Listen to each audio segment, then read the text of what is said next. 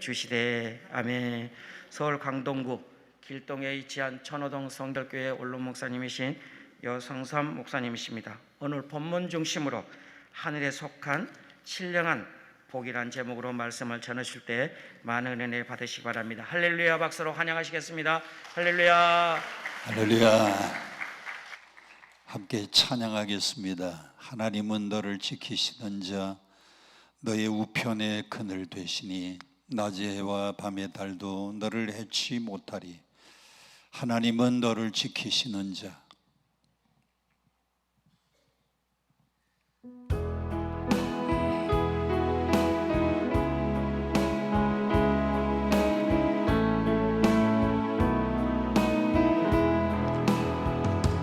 하나님은 너를 지키시는 자, 너의 우편에 그늘 되시리.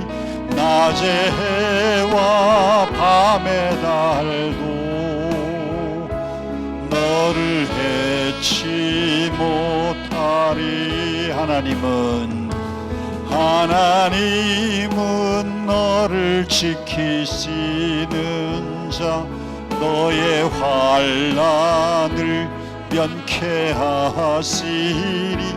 그가 너를 지키시리라. 너의 출입을 지키시리. 두 손 들고 눈을 들어 산을 보아라. 너의 도움 어디서 오나.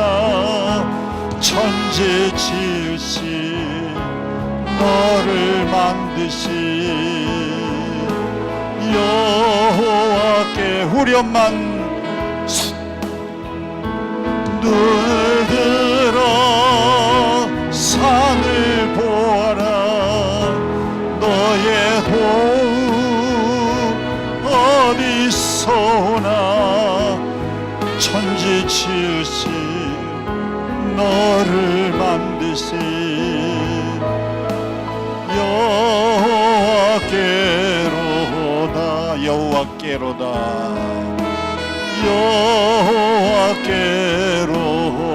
여호와께로다.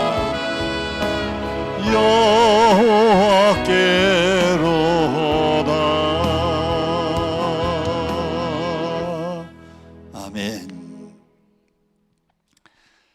앞뒤 좌우로 같이 눈으로 인사합니다. 잘 오셨습니다. 은혜 받고 가세요. 이렇게 만난 것도 하나님의 축복입니다. 아멘 하신 분들은 축복이 올 것 같아요. 다시 한번, 이렇게 만난 것도 하나님의 축복입니다. 우리나라의 시인 가운데 정채봉 씨라고 하는 시인은 만남이라고 하는 시를 썼는데, 사람에게 네 가지의 만남이 있다 그랬어요. 몇 가지 만남? 네 가지 만남이 있는데, 첫 번째는 꽃잎 같은 만남, 두 번째는 생선 같은 만남, 세 번째는 지우개 같은 만남, 마지막 네 번째는 손수건 같은 만남이 있다 그랬어요. 사람과 사람 사이의 만남은 네 가지가 있는데, 첫째는 꽃잎 같은 만남. 꽃잎은 꽃이 활짝 피어 있으면 사람들이 꽃 구경하러 옵니다. 벚꽃이 한참 피면 어디까지 구경 가는가 하면 진해까지 벚꽃 구경 가고요.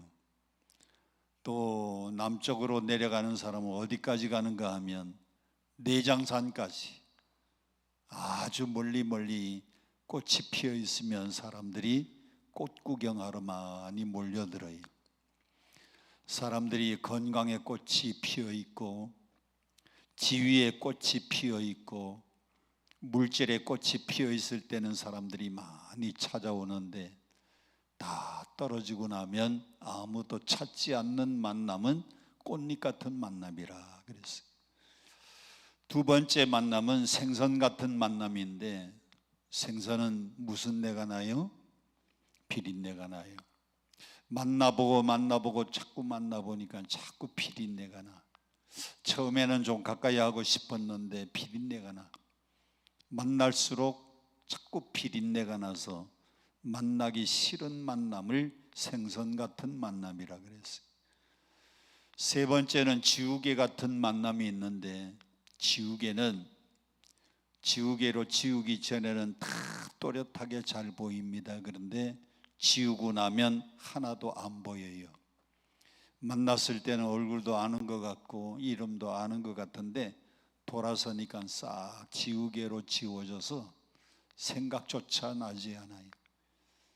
그런 만남은 지우개 같은 만남이라 그랬어요. 그런데 가장 좋은 만남은 네 번째 만남인데, 이 네 번째 만남은 손수건 같은 만남이라 그랬습니다. 손수건은 이마에 땀이 흐르면 땀을 닦아주는 것이 손수건, 눈에 눈물이 흐르면 눈물을 씻어주는 것이 손수건. 그래서 당신이 힘들어 눈물 흘리면 그 손수건으로 눈물 닦아주고, 당신이 힘들어하면 내가 옆에 있잖아, 그래서 땀을 닦아주는 이런 만남의 손수건 같은 만남이라 그랬는데, 여러분은 학교에 가든지 직장에 가든지 교회를 가든지 기도원에 오든지 언제나 네 번째 만남, 손수건 같은 만남만 만나시기를 축복합니다. 힘들 때 이마에 땀을 닦아주고, 슬프고 힘들어해서 눈물 흘릴 때 눈물을 씻어주는 손수건 같은 만남. 할렐루야. 부부끼리 앉으신 분들은 부부끼리 서로 내가 당신의 손수건이 되어주겠습니다. 또 같은 교회 신자들이 함께 오신 분들은 옆에 계신 우리 같은 교회 성도에게 내가 당신의 손수건 되어드릴게요. 전혀 알지 못하는 사람이 옆에 앉아 있더라도 내가 당신의 손수건 되겠습니다. 우리 같이 함께 크게 한번 해보겠습니다. 내가 당신의 손수건이 되어줄게요. 시작. 자, 오늘 여러분과 함께 은혜 받을 말씀은 에베소서 1장과 에베소서 2장인데, 성경을 덮어놓고 믿지 말고 성경을 다 열어놓으세요. 성경을 어디를 열어야 되는가 하면 에베소서 1장 그리고 에베소서 2장을 중심으로 볼 겁니다. 어떤 목사님은 신혼부부 집에 신방 갈 때마다 꼭 이 성경을 읽는다 그래요. 구약에는 아가서, 신약에는 에베소서. 신혼부부 집에 가가지고 애기 들으스라고 구약에는 아가서라고 아가서, 신약은 에베소서. 그래서 에베소서만 읽고 구약은 아가서만 읽는다 그러는데, 그런 에베소서가 아니고, 자, 이 에베소서, 그러면 여러분들이 에베소서를 읽기 전에 세 가지 미리 이해를 해야 되는 사항, 이것을 우리는 전이해라고 이야기합니다. 세 가지 전이해가 필요해요. 첫 번째는 에베소 교회인데, 이 에베소 교회는 누가 세웠는가 하면 사도 바울이 2차 전도 여행 때 들어가서 복음을 전하고 교회를 세운 교회가 에베소 교회인데, 사도행전에 보면 사도행전 18장 19절에 바울이 2차 전도 여행 때에 에베소에 들어가서 복음을 전하고 그래서 세워진 교회가 에베소 교회입니다.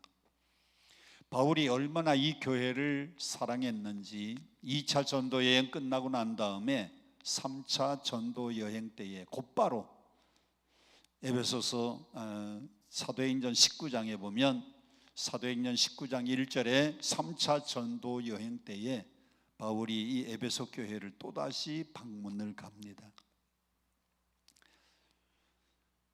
그리고 이 에베소가 왜 중요한가 하면 바울이 그곳에 가서 3년 동안 두란노 서원에서 하나님 말씀을 읽고 가르쳤던 곳이 에베소입니다. 바울은 전도자이기 때문에 어디를 가든지 복음을 전하고 교회를 세우고 지도자 세우고 나면 또 다른 곳으로 빨리 이동을 하는 겁니다. 그런데 이 에베소에서는 바울이 얼마 동안 오래오래 머물렀는가 하면 3년이나 머물렀다. 그래서 사도행전 20장 3절에 보면 그러므로 여러분이 일깨어 내가 3년이나 밤낮 쉬지 않고 눈물로 각 사람을 훈계하던 것을 기억하라. 바울이 에베소를 떠나면서 에베소 장로들을 불러다가 내가 3년간 밤낮으로 쉬지 않고 눈물로 각 사람들에게 훈계했던 걸 기억해 달라고 부탁합니다. 바울은 선교 전략이 한마디로 말하면 치고 빠지는 선교 전략이에요. 한 곳에 가서 복음 전하고 교회 세우고 지도자만 세우면 얼른 다른 데를 가는데 에베소에서는 몇 년 동안 머물렀다? 3년. 그러니 사도 바울이 에베소 교회가 마음이 가는 교회, 애착이 가는 교회가 분명하잖아요. 3년 동안이나 있었으니까. 두 번째로 바울이 3차 전도 여행 때 에베소 교회에 갔더니 이렇게 묻습니다. 너희가 믿을 때에 성령을 받았느냐? 에베소 교인들이 우리는 성령이 있음을 듣지도 못했습니다. 성령이 있는 걸 듣지도 못했으니 에베소 교회가 성령 받았겠어요? 못 받았겠어요? 못 받았어요.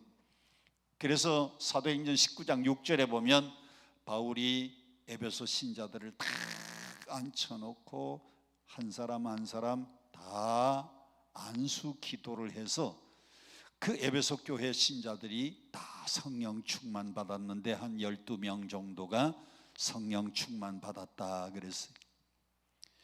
사도 바울이 성령을 받게 한 교회가 에베소 교회입니다. 한 사람 한 사람 안수를 해가면서 다 성령 받게 했는데 왜 12명만 성령 받았느냐?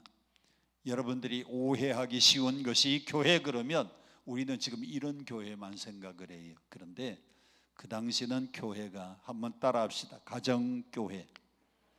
가정교회니까 에베소 신자들이 12명이 성령 충만 받은 것은 그때의 에베소 교회 가정교회가 신자가 몇 명이었다? 12명 몽땅 다 성령 받았다는 겁니다.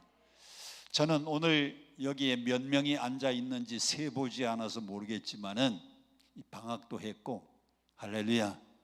또 여러분이 기왕 기도하러 성령 받으러 왔으니 오늘 여기서 말씀 듣고 여기에 온 사람들은 다 성령 받으시기를 축원합니다. 사도 바울이 에베소 교회를 세웠을 뿐만 아니라 3년 동안 머물리기도 했는데 두 번째 갔을 때 너희가 성령 받았느냐? 우리는 성령이 있음을 듣지도 못했습니다. 그래서 성령을 설명하고 안수했더니 성령을 받았어요. 그러니 바울이 에베소 교회를 얼마나 소중하게 생각하는가를 여러분이 기억을 해야 됩니다. 세 번째는 성경 중에 신약 성경 중에 옥중서신 그러면 4개의 성경입니다. 에베소서, 빌립보서, 골로새서, 빌레몬서를 옥중서신이라 그래요. 옥중서신이라는 말은 어디서 썼다? 옥중에서 바깥에 있는 에베소 성도를 생각하며 바깥에 있는 빌립보 교회 성도들을 생각하며 바깥에 있는 골로새 교회의 성도들을 생각하고 바깥에 있는 빌레몬을 생각하면서 편지를 썼어요. 바울이 세운 교회가 얼마나 많습니까? 그런데 감옥 안에서 생각나는 교회 4개 중에 하나가 에베소 교회. 바울이 그런 특별히 생각하는 그 에베소 교회에 보낸 편지가 무슨 서가 되었어요? 에베소서가 아니고 에베소서입니다. 에베소서. 바울이 그렇게 특별히 생각한 교회, 그 교회에 보낸 편지가 에베소서입니다. 자, 그런데 오늘 말씀의 제목이 하늘에 속한 신령한 복이라고 했는데 한번 따라합시다. 신령한 복. 이 하늘에 속한 신령한 복은 다른 말로 바꾸면 영원한 복을 말합니다. 영원한 복. 일시적인 복이 아니고 여러분은 일시적인 걸 받았으면 좋겠어요? 아니면 영원한 것을 받았으면 좋겠어요. 영원한 것. 요즘 날씨가 덥죠? 날씨가 덥죠? 날씨가 더우니까 아이고 더워라. 그래서 선풍기 앞에, 에어컨 앞에 잠깐 앉아 있는 건 일시적인 겁니다. 선풍기 끄면 다시 더워져요. 에어컨 전기 요금이 아까워서 끄면 금방 더워져요. 그런데 요건 일시적인 것인데 이제 여름이 지나가고 가을이 되어서 서늘한 바람이 아침에도 불어오고 낮에도 서늘한 바람이 불어오고 저녁에도 서늘한 바람이 불어오는 그 시원함은 일시적인 게 아니고요, 이게 긴 거예요. 긴 시간이거든요. 여러분, 세상에서 말하는 모든 복은 일시적인 겁니다. 물질 일시적인 것이고요. 왜? 돈은 있다가도 없고 없다가도 있어지고, 또 세상이 말하는 권력 있다가도 없고 없다가도 있어지고, 요즘 보세요. 여가 야가 되고 야가 여가 되고 금방 바뀌잖아요. 이런 건 다 일시적인데 오늘 성경에서 말하는 이 복은 하늘에 속한 영원한 복, 신령한 복, 영원한 복인데 오늘 여러분들이 다 이 영원한 복, 신령한 복을 받았으면 좋겠어요. 우리 다 같이 3절 말씀 함께 큰 소리로 봉독합니다. 시작. 찬송하리로다 하나님 곧 우리 주 예수 그리스도의 아버지께서 그리스도 안에서 하늘에 속한 모든 신령한 복을 우리에게 주시되. 어떤 복을요? 신령한 복. 육신적인 복, 일시적인 복, 세상적인 복이 아니고 영원한, 하늘에 속한 영원한 복. 그것을 성경은 무슨 복이라고 했느냐? 신령한 복이라 그랬어요. 이 신령한 복을 받기 원하는 분은 아멘. 이 신령한 복을 받기 원하시는 분은 다시 한번 아멘. 자, 하늘에 속한 영원한 신령한 복이 있는데 오늘 그 복을 여러분들에게 소개해드리고, 오늘 이곳에 오신 분들이 다 신령한 복, 영원한 복을 받았으면 좋겠습니다. 자, 영원한 신령한 복이 무언가? 첫 번째는요, 4절 말씀에 보니까 택하심을 받은 복이 신령한 복 중에 첫 번째 복이다. 4절 다 같이 함께 봉독합니다. 시작. 곧 창세 전에 그리스도 안에서 우리를 뭐 하셨다? 사도 바울이 3절에서 하늘에 속한 신령한 복을 우리에게 소개하는데 그 첫 번째 하늘에 속한 신령한 복, 영원한 복 중에 첫 번째 복은 그리스도 안에서 하나님이 우리를 택하신 복이 첫 번째 복입니다. 여러분, 하나님의 택함 받으신 분은 아멘. 하나님이 여러분을 택해 주셨다는 거예요. 많은 사람 중에 하나님이 내가 너를 지명하여 불렀나니 너는 내 것이다. 하나님이 여러분을 택해 주시고 너는 내 것이라고 하나님이 선택해 주셨는데 우리가 하나님의 선택받은 것이 첫 번째 축복입니다. 사람들은 말합니다. 아니에요 목사님, 종교가 얼마나 많습니까? 불교도 있고 유교도 있고 기독교도 있는데 내가 그 여러 종교 중에 내가 기독교를 내가 선택했고, 기독교를 선택한 다음에 교회도 서울에만 해도 교회가 얼마나 많아요. 우리 대한민국의 교회가 얼마나 많아요. 그 많은 여러 교회 중에 내가 이 교회를 내가 선택했고, 여름 방학이 돼서 기도원도 어디를 갈까? 천마산 기도원을 갈까? 아니면은 저기 경부선 옆에 있는 청계산 기도원을, 오늘 강남 금식 기도원 가야 되겠다. 여러 기도원 중에 내가 선택해서 강남 금식 기도원에 온 것 같아도 내가 택한 거 아닙니다. 요한복음 15장 16절 다 같이 한번 따라합시다. 너희가 나를 택한 것이 아니오 내가 너희를 택하여 세웠나니. 그렇습니다. 하나님이 여러 사람 중에 이 지구에 75억 정도의 인구가 있는데 그 중에서 하나님이 딱 선택해서 너는 내 것이다. 하나님이 우리를 선택해 주셨다는 겁니다. 내가 여러 종교 중에서 기독교를 내가 선택한 게 아니고 하나님이 나를 선택해 주셨고, 하나님이 교회를 선택해 주셔서 내가 그 교회를 다니게 됐고, 오늘 많은 기도원 중에 여러분들이 은혜 받으려고 오신 이곳이 하나님이 선택해서 오늘 여러분들 불러주셨어요. 할렐루야, 할렐루야. 그래서 하나님이 나를 택해 주셨다는 걸 깨닫는 사람은 영원한 복, 신령한 복, 첫 번째 복을 얻은 거예요. 우리 방송실 영상 하나만 좀 올려주세요. 영상 자료만 하나 좀 올려주십시오. 우리 한국은 뭐가 많은가 하면 장로교회가 참 많아요. 합동측 장로교회, 통합측 장로교회, 기장 장로교회, 저 부산의 고려신학교를 중심으로 한 장로교회, 또 감리교회도 많고요. 구세군, 순복음, 성결교회 많은데, 이 장로교회 신학을 우리는 뭐라고 하면 칼빈 신학이라 그래요. 칼빈 신학의 특징 그러면 영어로 튤립이라고 이야기합니다. 그 앞글자만 따면 튤립인데, 첫 번째는 노란 글씨 첫 번째 큰 소리로 시작. 우리 인간은 전적으로 타락했다. 사람은요 다 타락했다는 겁니다. 의인은 없나니 몇 사람도 없어요? 하나도 없어요. 모두가 다 전적으로 타락했다. 두 번째, 하나님이 우리를 무조건적으로 선택해 주셨다. 이 단어가 틀렸네. 엘렉션이 아니고 두 번째는 S가 빠졌네. E를 소문자로 쓰고 셀렉션, 무조건적으로, unconditional, 조건이 없이.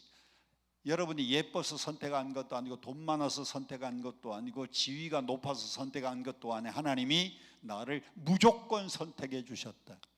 세 번째는 제한 속죄, 네 번째는 불가항력적 은혜, 불가항력적 은혜. 마지막 다섯 번째는 성도의 견인. 이것을 칼빈 신학의 다섯 가지 특징이라 그래요. 제가 속한 교단은 성결교회인데, 성결교회는 두 가지를 강조합니다. 성결과 거룩을 강조하고, 이 다섯 가지 중에 다른 말로 표현하면 그걸 선행적 은총이라 그래요. 하나님이 나를 먼저 은혜를 베풀어 주셔서 내가 하나님 앞에 응답하게 되었다. 그걸 선행적 은총이라 그래요. 자, 이제 영상 내려주셔도 돼요. 이거 뭐 일일이 씁니까? 그냥 사진 하나 딱 찍으면 그냥 그 안에 다 있는데, 그 일일이 쓰다 보면 다 쓰지를 못해요. 자, 이제 저를 보시면 돼요.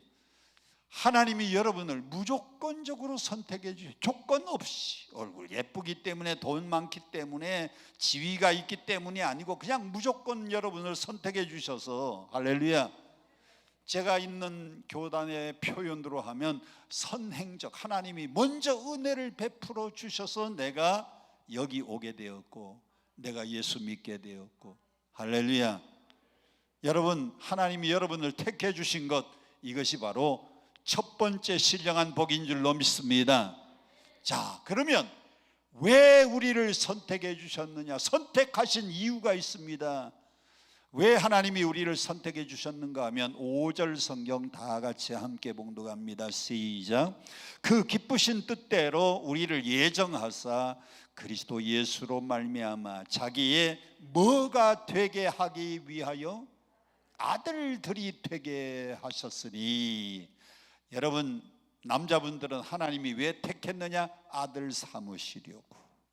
우리 여자분들은 하나님이 왜 여러분을 선택했느냐? 딸 삼으시려고, 자녀 삼으시려고. 여기에 아들들 그랬는데 왜 그렇게 어렵게 썼는지 몰라요. 그냥 자녀 삼으시기 위하여. 번역을 그렇게 하는 게 제일 간단합니다. 하나님이 여러분을 왜 선택했다고요? 다시 한번, 하나님이 여러분을 왜 선택했다고요? 자녀 삼으려고. 자, 여러분 하나님의 택하심을 받은 분은 아멘. 그러면 나는 하나님의 이제 뭐가 되었어요? 여러분은 이제부터 하나님의 자녀가 되신 겁니다. 하나님의 자녀가 되었으니 여러분은 보통 복을 많이 받은 게 아니에요. 그것을 무슨 복이라고 하느냐?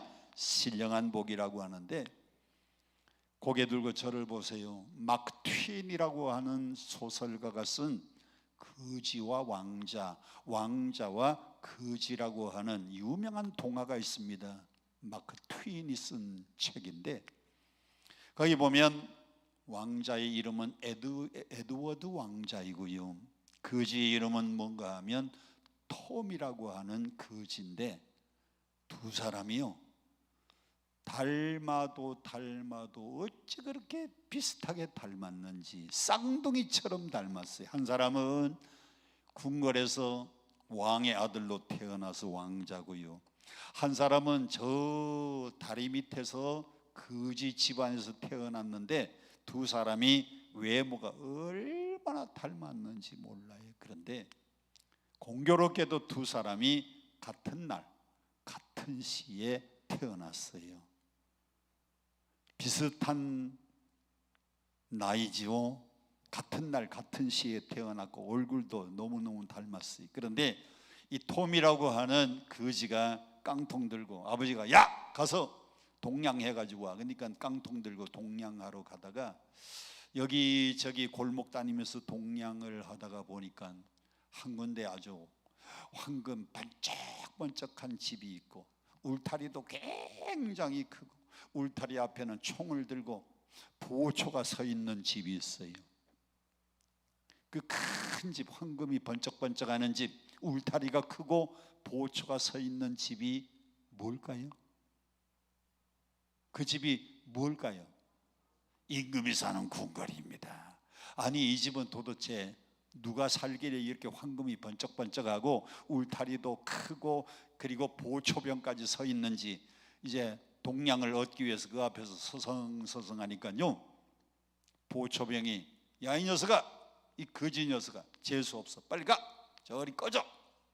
그런데 난생 처음 보는 궁궐을 그 안이라도 좀 더 구경을 하려고 자꾸 기웃거리니까요 보초병이 이 톰이라고 하는 이 거지를 자꾸 내쫓는 겁니다. 가라고 소리를 지르고 돌멩이를 던지고 멀리 가라고. 그래도 구경하고 싶으니까요 한 발짝이라도 좀 가까이 가서 구경하려고 도망갔다가 다시 또 왔다가 그러다 보니까요 궁궐 대문 앞이 왁자지껄했어요.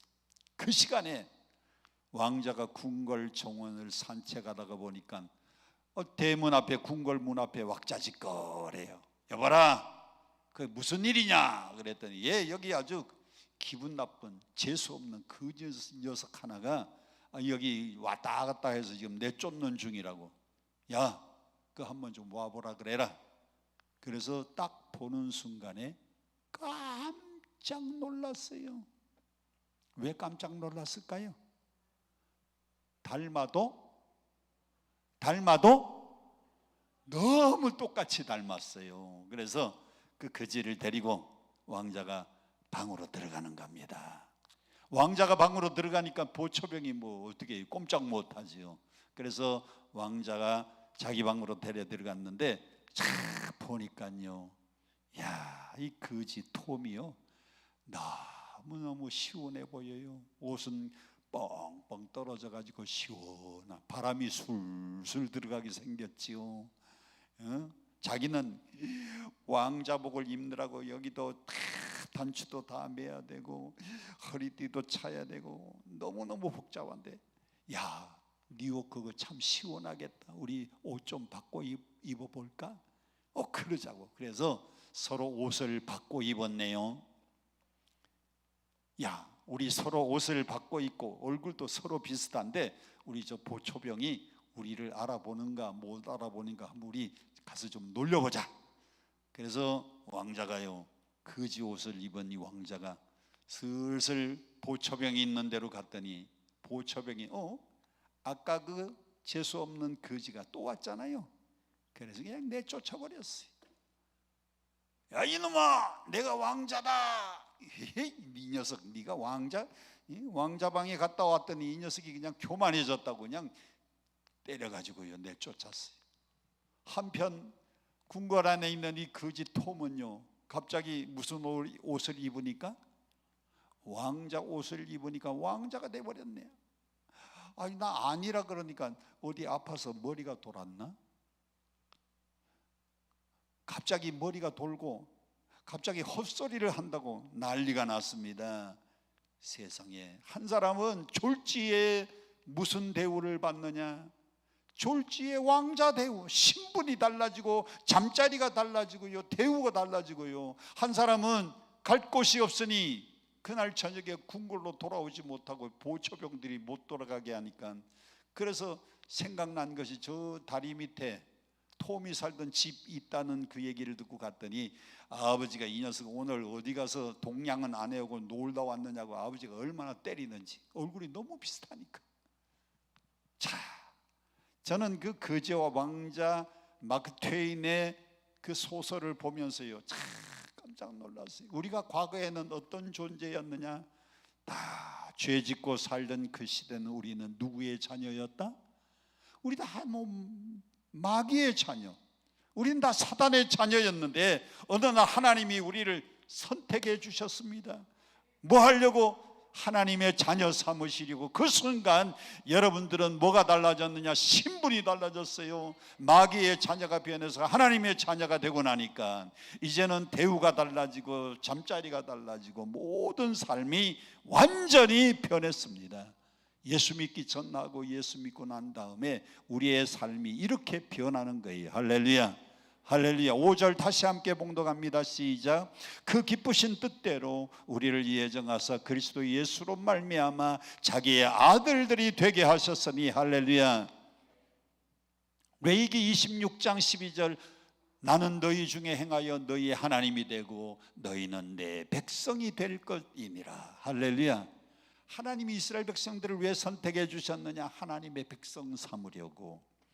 로마서 8장, 우리가 잘 아는 성경 말씀입니다. 로마서 8장 15절, 너희는 다시는 무서워하는 종의 영을 받지 아니하고 양자의 영을 받았으므로 우리가 아빠 아버지라고 부르짖느니라. 성령이 친히 우리의 영과 더불어 우리가 하나님의 자녀인 것을 증언하시느니라. 할렐루야. 여러분이 하나님의 자녀된 것을 성령이 증언하고 있다 그랬어요. 야, 하나님이 우리를 택해서 하나님의 자녀 삼아주신 이유가 있습니다. 왜? 보호해 주시려고. 여러분 걱정하지 마세요. 이런 일 저런 일 근심 걱정 염려를 안고 여러분들이 기도원에 기도하러 오셨는데, 첫째, 하나님이 나를 택해 주셨습니다. 둘째, 하나님의 자녀를 만들어 주셨어요. 그때부터는 이제 누가 보호해 주셨느냐? 자녀는 부모가 보호해 주셔. 여러분 하나님의 자녀가 되었기 때문에 이제부터는 누가 보호해 주시느냐? 하나님이 보호해 주시는 겁니다. 보세요. 구약 성경 이스라엘 백성들을 보세요. 이스라엘 백성들을 광야 40년 동안 하나님이 저 광야에서 낮에는 뭘로 보호해 주시고? 구름기둥. 밤에는 뭘로 보호해 주시고? 불기둥. 40년 동안이나 하나님이 구름기둥, 불기둥으로 보호해 주신 겁니다. 아까 우리가 불렀던 그 찬송은 시편 121편의 3절부터 8절 중심의 가사예요. 하나님은 너를 지키시는 자, 너의 우편에 그늘 되시니. 할렐루야. 낮에 해가 상치 못하고 밤에 달도 해치지 못하고 여호와께서 여러분들의 출입을 지금부터 영원토록 지켜주시고 보호해 주시는데, 왜? 내가 택함 받고 내가 하나님의 자녀가 되었기 때문에 하나님이 여러분을 보호해 주시는 겁니다.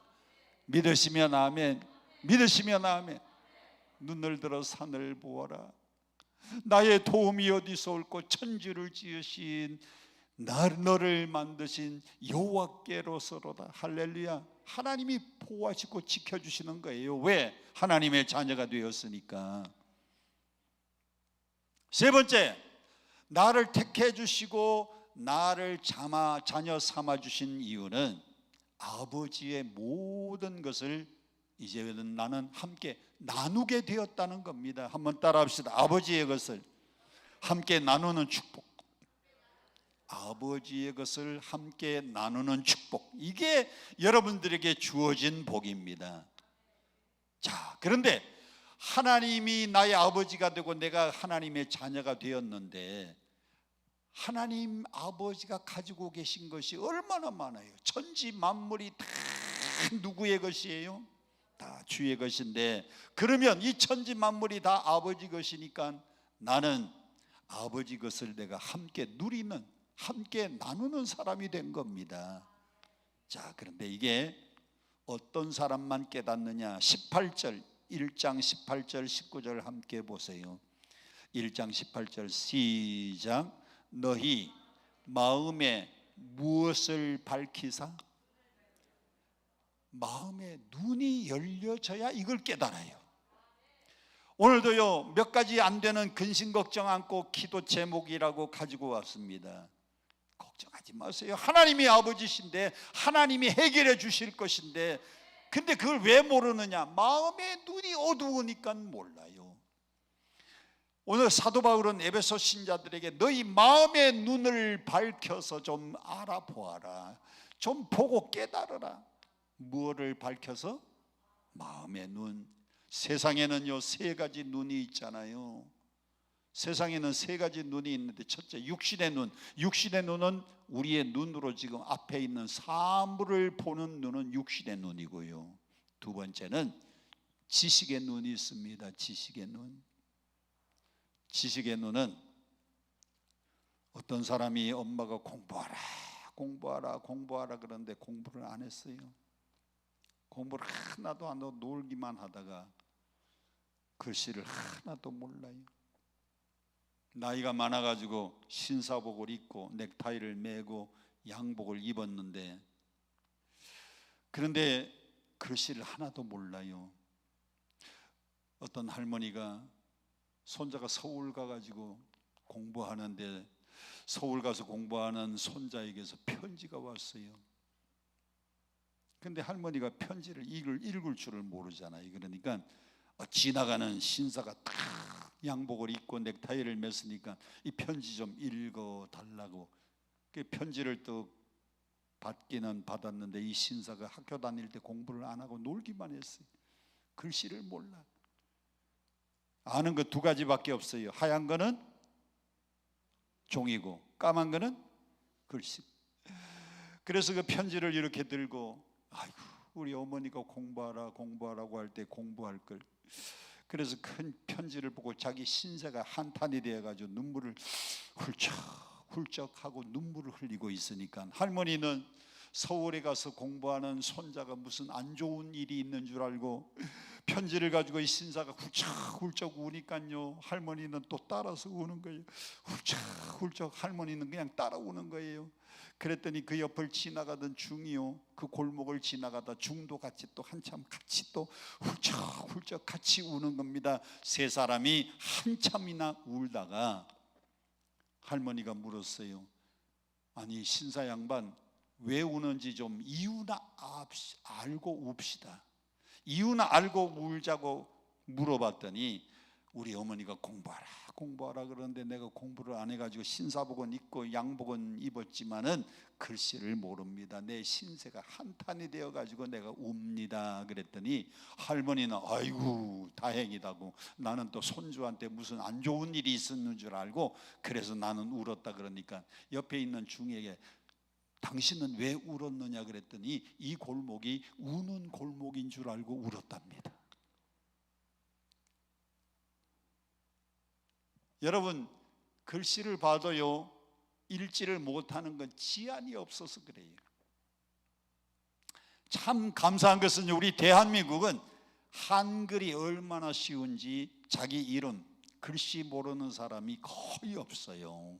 미국 가면요 자기 이름을 못 쓰는 사람들이 얼마나 많은지 몰라. 여러분 대한민국에서 태어난 거 감사하시기를 바랍니다. 그건 지안입니다. 지안. 글씨를 읽고 이해를 하고 이거는 지안이고, 그런데 더 중요한 눈 하나가 있어요. 이건 무슨 눈? 영의 눈입니다. 영의 눈. 오늘 18절은 너희 마음의 눈을 밝히사. 할렐루야. 오늘 영안이 열려지시기를 축원합니다. 하나님이 나를 택해 주셨고 내가 그분의 자녀가 되었고, 그래서 아버지의 모든 재산이 내가 함께 누릴 수 있는 자녀가 된 것 감사하시기를 축원합니다. 마음의 눈이 열려야 알게 되는데, 19절 계속해서 보세요. 그의 힘의 위력으로 역사하심을 따라 믿는 우리에게 베푸신 능력의 지극히 크심이 어떠한 것을 너희로 뭐하게 하시기를 원하노라? 알게 하시기를 구하노라. 눈이 열려져서 알아야 되는 겁니다. 알아야 되는 거예요. 할렐루야. 자, 첫 번째 신령한 복, 첫 번째는 나를 택해 주신 복. 두 번째는 택한 이유는 뭐 삼아 주시기 위하여? 자녀 삼기 위하여. 세 번째는 아버지의 모든 것이 내가 함께 누리는 축복을 받았기 때문에 우리는 신령한 복 받은 사람인데, 네 번째 7절 성경입니다. 아주 중요한 복 네 번째 7절 다 같이 시작. 우리는 그리스도 안에서 그의 은혜의 풍성함을 따라 그의 피로 말미암아 속량 곧 뭐를 받았다? 죄사함을 받았다. 여러분, 하나님이 여러분을 택해 주시고 여러분 하나님 자녀 삼아 주시는 그 순간에 우리는 그리스도의 피공로로 말미암아 속량, 죄사함 받은 축복이 신령한 복 중에서 네 번째 복입니다. 한번 따라합시다. 속량 받았다. 다른 말로 바꾸면 죄사함 받았다. 우리가 죄사함 받은 것이요 신령한 복이에요. 1,000만 원 돈 번 것보다도 더 큰 복이 죄사함 받은 복입니다. 속량함을 받은 복입니다. 사람이 죄를 지으면 죄에는 두 가지가 따라옵니다. 다 같이 한번 따라하세요. 죄를 지으면 두 가지가 따라온다. 죄를 지으면 두 가지가 따라오는데, 첫째는 형벌이 따라오고요, 두 번째는 죄책감이 따라옵니다.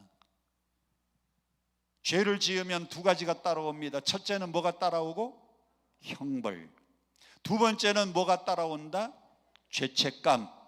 이 죄책감을 영어로는 뭐라고 하는가 하면 guilt라 그래요. G-U-I-L-T. G-U-I-L-T. guilt라 그래요. 자, 죄를 지으면 두 가지가 따라오는데 하나는 형벌이 따라오고요, 하나는 죄책감이 따라와요. 저를 좀 보세요.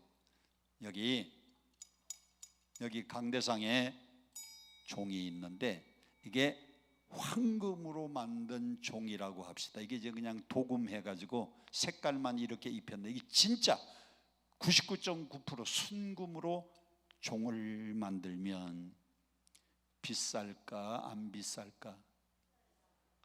비쌀까요 안 비쌀까요? 99.9% 순금 가지고 이 종 만들면, 여러분 소설에도 많이 나오잖아요. 소설에 보면 성당 안에 들어가서 종, 금촛대 훔치는 도둑 얘기 나오잖아요. 장발장. 자, 훔쳤습니다. 이 훔쳤는데 경찰한테 들켜서 잡혔어요. 금으로 만든 종을 훔치다가 들켜서 잡혔습니다. 경찰서 가서 조사를 다 받고 보니까 도둑질한 게 탄로가 났어요. 그러면 이 금으로 만든 것 훔치다가 들켰으니까 3년 교도소. 그 3년 교도소에 수감되는 것을 우리는 뭐라고 하는가 하면 형벌이라 그래요. 형벌. 그 형에 대해서 벌을 받는 것이다. 여러분, 사람이 죄를 지으면요 반드시 죄에 대한 죄값을 치러야 됩니다. 그게 바로 형벌이에요. 형벌. 성경은 뭐라 그랬습니까? 죄의 삭은 뭐다? 사망입니다. 형벌이 뒤따라오는 거예요. 그런데 가서 3년 동안 교도소 생활 잘했습니다. 교도소 생활하고 나왔는데도 아직도 해결되지 않은 게 있는데, 형벌 말고 또 하나가 뭐 따라온다 그랬어요? 죄책감이 따라오는 거예요. 죄책감. 죄책감이 뭔가 하면 사람들이 말합니다. 3년 동안 교도소 갔다 왔는데 저 사람 교도소 갔다 왔대. 저 사람 교도소에서 3년 썩다가 왔대. 교도소에서 3년 썩다가 왔대. 그걸 다른 말로 바꾸면 사람들은 세 글자로 뭐라 그러죠? 저 사람 전과자다 그래. 전과자. 아니 3년 형벌을 살고 왔는데도 아직도 남아있는 것이 호적에 빨간 줄이 올라가 있는 전과자라고 하는 누명이 아직도 안 벗어지고 있는 겁니다. 죄를 짓는 사람은 죄의 형벌이 따라오고 죄책감이 반드시 따라오는 겁니다. 그런데 이 문제를 누가 해결해 주셨느냐? 7절 다시 함께 보세요. 우리는 그리스도 안에서, 누구 안에서? 그리스도 안에서 그의 은혜의 풍성함을 따라, 뭐를 따라? 은혜의 풍성함을 따라 그의 뭐로 말미암아? 우리 예수 그리스도의 피로 말미암아, 피로 속량 죄사함을 받았느니라. 할렐루야. 로마서 8장 1절 2절 보세요. 그러므로 예수 안에 있는 자에게는 결코 정죄함이 없나니 이는 그리스도 예수 안에 있는 생명의 성령의 법이 죄와 사망의 법에서 너를 해방하였음이라. 여러분들은 그리스도 예수의 피공로로 말미암아 생명의 성령의 법에 의하여 죄와 사망의 법에서 여러분들은 해방된 사람이, 해방된 사람.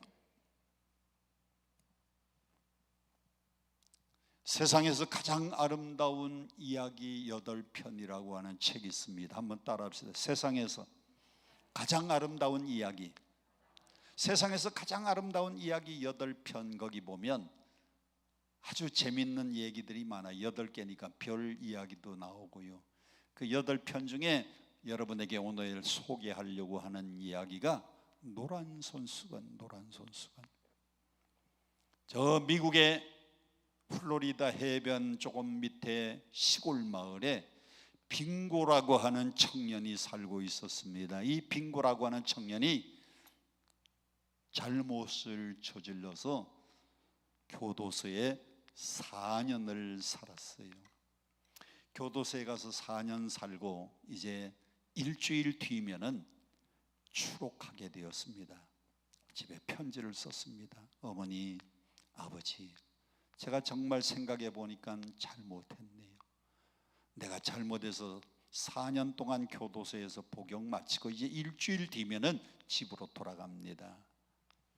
그런데 아버지, 어머니, 나 같은 이 죄인 만일 나를 그래도 아들로 받아주신다고 하면 우리 집 뒤에 있는 대추나무에다가 나를 받아주신다고 하면 노란 손수건 한 장을 걸어주시고, 나를 받아주지 않는다 그러면 그 우리 집 뒤에 있는 대추나무에다가 노란 손수건을 안 걸어주시면 내가 이제 추록을 해서 집에 가는 버스를 타고 지나가다가 우리 집 뒤에 있는 대추나무에 노란 손수건이 걸려 있으면 정거장에서 내려서 집으로 돌아가고, 노란 손수건이 안 걸려 있으면 그냥 그 차를 타고 나는 영원히 혼자 떠나겠습니다.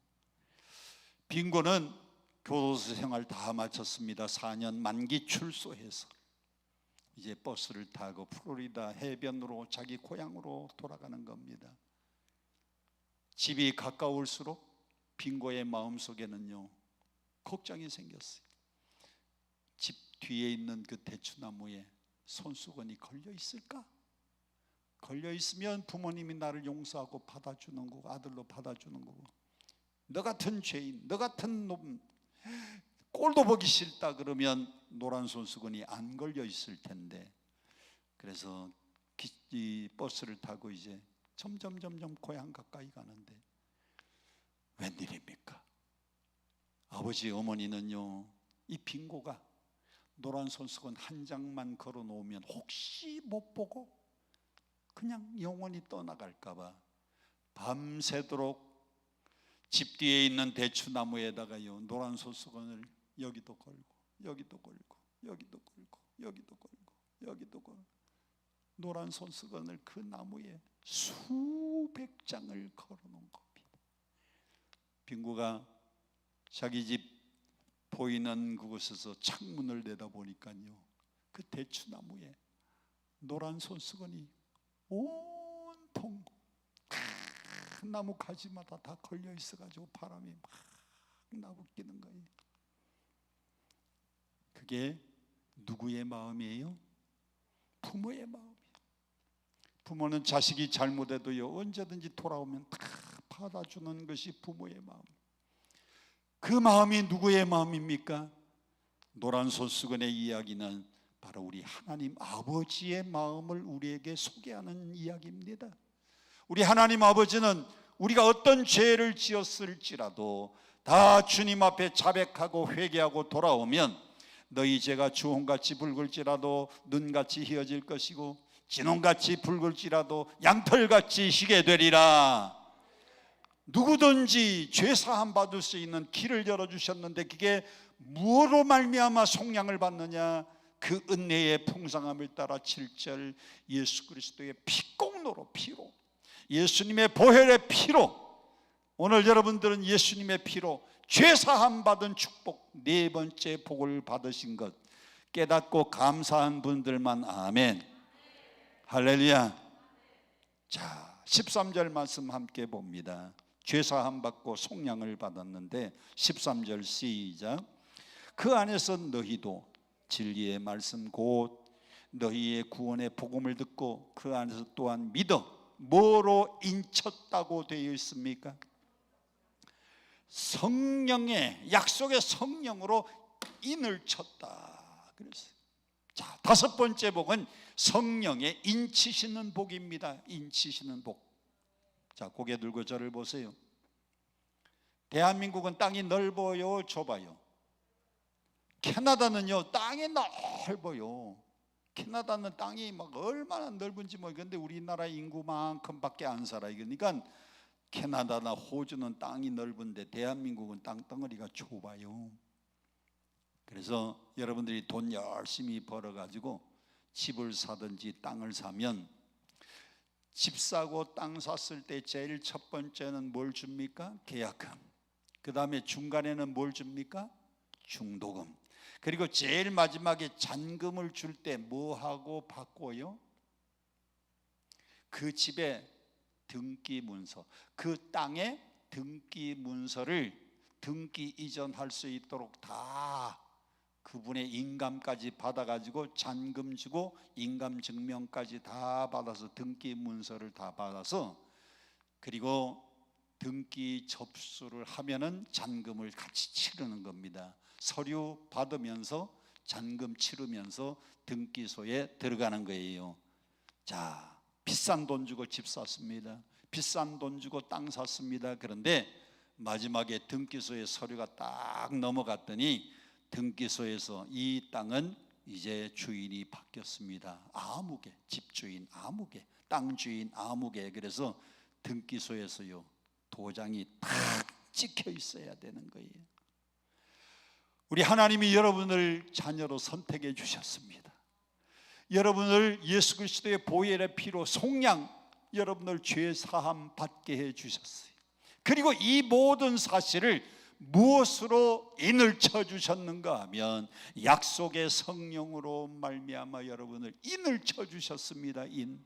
이게 바로 집 사고 땅 산 다음에 등기로 등기부 등록에 올라가는 겁니다. 자, 다시 함께 성경을 함께 보겠습니다. 13절 시작. 그 안에서 너희도 진리의 말씀 곧 너희의 구원의 복음을 듣고 그 안에서 또한 믿어 성령의 약속의 성령으로 인치심을 받았도다. 할렐루야.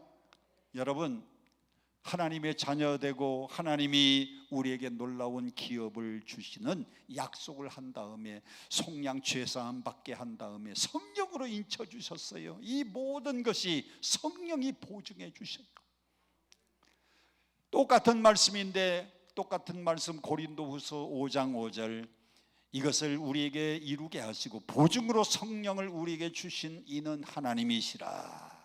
보증으로 성령을 우리에게 주시는 일은 하나님이시라 그랬습니다. 이게 바로 뭐가 열려야 알 수 있느냐? 신령한 눈이 열려야 알 수 있는 축복들입니다.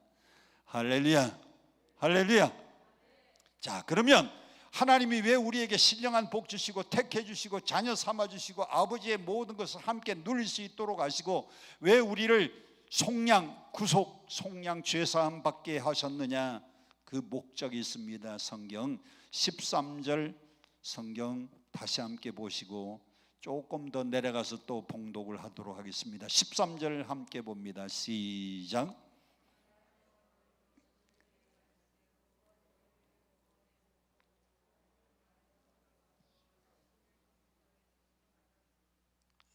성령으로 인쳤습니다. 이 모든 사실을 성령이 보증해 주시는데, 자, 그러면 왜 하나님께서 우리를 이렇게 자녀 삼아 주시고 놀라운 영적인 복, 신령한 복을 한없이 부어 주시는가? 그 이유가 2장으로 넘어가 보겠습니다. 2장 10절 함께 봉독합니다. 2장 10절 시작. 우리는 그가 만드신 바라 그리스도 예수 안에서 무엇을 위하여? 선한 일을 위하여 지으심을 받은 자니. 여러분들은요, 선한 일 하라고. 하나님이 우리를 택해서 자녀 삼아 주시고 신령한 복 주시고 구속 죄 사함 받게 해서 속량 얻게 하시고 하늘의 모든 아버지의 것을 같이 누릴 수 있는 놀라운 상속과 우리를 보호해 주시고 인도해 주시는 목적은 이제부터 선한 일을 하면서 살라고. 여러분, 지금까지 하나님 뜻대로 못 살았다고 하면 이제는 선한 일을 행하고 살아가시기를 바랍니다. 하나님이 우리를 지으신 목적은요, 선한 일을 하라고. 자, 선한 일은 세 가지입니다. 오늘 말씀의 결론입니다. 첫째는 전도서 12장 13절입니다. 전도서 12장의 마지막 절인데, 이 일의 결국을 다 들었으니 첫째는 위로는 하나님을 경외하고 두 번째 아래로는 그 명령을 지키는 것. 이것이 사람의 본분이다. 사람의 본분이 뭐냐? 위로는 하나님 경외, 아래로는 그 명령을 지키는 것이 사람의 본분이라고 했어요. 본분. 여러분, 사람이 꼭 해야 될 일을 하는 것이 본분인데, 사람의 본분이 뭡니까? 위로는 누구를 경외하고? 하나님 경외. 아래로는 하나님의 명령을 잘 지켜 사는 것. 이게 하나님이 우리를 만드신 사람의 본분이라고 해서 본분. 여러분, 선한 일을 하면서 일생을 살아가야 되는데 위로 하나님 경외, 그 명령 지키는 것이 선한 일 중에 첫 번째입니다. 두 번째, 이사야서 43장 21절. 내가 이 백성을 지었나니 나의 찬송을 부르게 하려 함이라. 하나님께 찬송, 영광 돌리라고. 하나님이 여러분을 왜 지으셨어요? 하나님께 찬양 돌려드리라고, 영광 돌려드리라고. 이게 바로 우리 인간이 하나님 앞에 드려야 할 가장 소중한 일 중에 하나입니다. 하나님께 찬송 올려드리는 일. 마지막 세 번째, 요한복음 4장 24절. 하나님께 나가는 자는 하나님께는 예배하는 자는 신령과 진정으로 예배할지니라. 신령과 진리로 하나님 앞에 예배하는 일이 가장 선한 일이. 하나님이 여러분을 왜 만드시고 왜 자녀 삼아주시고 왜 불러주셨느냐? 선한 일 하라고. 첫째는 하나님 잘 경외하고 그 명령 잘 지키면서 살고, 둘째는 하나님께 찬송으로 영광 돌리고, 세 번째는 신령과 진리로 예배하는 일을 잘 감당하시라고. 이게 뭐가 열려지지 않으면 몰라요? 1장 18절. 무슨 눈이? 마음의 눈이. 오늘 여러분들이 이곳에 기도하러 와서요, 마음의 눈이 안 열린 사람은 육신적인 것만 봐요. 어떻게 하면 좀 돈 500만 원 문제 해결하나? 어떻게 하면 이 지금 당장 급한 1000만 원 이 문제 해결하나? 그 육신의 눈으로 바라보는 사람들은요, 아직도 신령한 것을 못 보기 때문에 그렇습니다. 오늘 여러분의 눈이 열려지고 신령한 눈이 열려져서 하나님이 여러분을 위하여 예비하신 놀라운 신령한 복, 영원한 복, 이 축복들이 여러분의 것이 된 것을 깨닫고 남은 일생 동안 선한 일을 하라고 우리를 부르셨는데, 하나님 잘 경외하고 그리고 명령 지키고 하나님 앞에 찬양과 영광 올려드리고 신령과 진리로 예배드리고 하나님을 기쁘시게 하는 우리 모든 자녀들이 되기를 주님 이름으로 축복드립니다. 축복드립니다. 우리 함께 아까 불렀던 찬양 올려드리고요, 함께 통성으로 기도하겠습니다. 하나님은 너를 지키시는 자